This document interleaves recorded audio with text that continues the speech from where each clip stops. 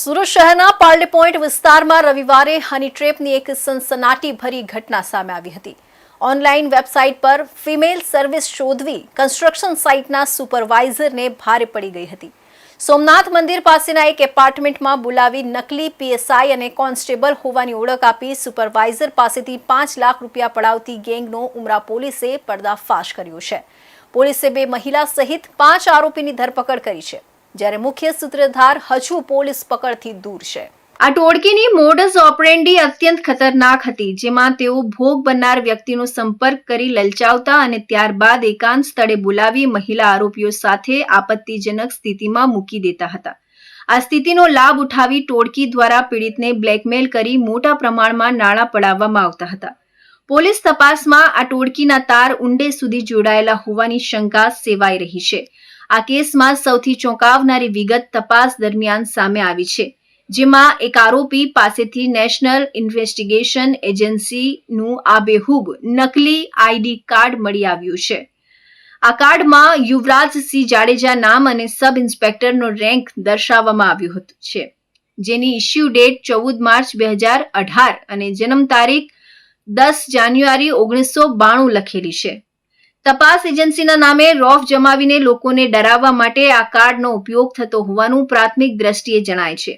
હાલ પોલીસે આ મામલે ગુનો નોંધી ટોળકીના અન્ય સભ્યો અને અગાઉ કરેલા ગુનાઓની વિગતો મેળવવા ચક્રો ગતિમાન કર્યા છે. મળતી માહિતી પ્રમાણે કતારગામ વેડ રોડ વિસ્તારમાં રહેતા અને કન્સ્ટ્રક્શન સાઇટ પર સુપરવાઇઝર તરીકે ફરજ બજાવતા કમલે થોડા દિવસ પહેલા ગૂગલ પર ફિમેલ સર્વિસ સર્ચ કર્યું હતું. આ દરમિયાન તેમનો સંપર્ક રમેશ પાલ નામના શખ્સ સાથે થયો હતો. રમેશે તેમને લલચાવી ફોસલાવીને પાર્લે પોઈન્ટ વિસ્તારમાં આવેલા સૂર્ય મંજરી એપાર્ટમેન્ટના ફ્લેટ નંબર 203માં બોલાવ્યા હતા. કમલભાઈ જ્યારે ફ્લેટ પર પહોંચ્યા ત્યારે રાજવી નામની મહિલાએ તેમને અંદર બેસાડ્યા હતા. થોડી વારમાં પ્રિન્સી નામની યુવતી સર્વિસના બહાને રૂમમાં આવી હતી. હજુ તો વાતચીત શરૂ થાય તે પહેલા જ રૂમમાં અચાનક 3 શખ્સ ધસી આવ્યા હતા. આ શખ્સોએ પોતાની ઓળખ પીએસઆઈ રાઇટર અને કોન્સ્ટેબલ તરીકે આપી હતી. તેમણે કમલભાઈને ગળદા પાટુનો માર મારી ધમકાવવાનું શરૂ કર્યું હતું. નકલી પોલીસ બનેલા આ શખ્સોએ કમલભાઈને ડરાવ્યા હતા કે તમે અહીં યુવતી પર રેપ કર્યો છે, તમારો વિડીયો બની ગયો છે.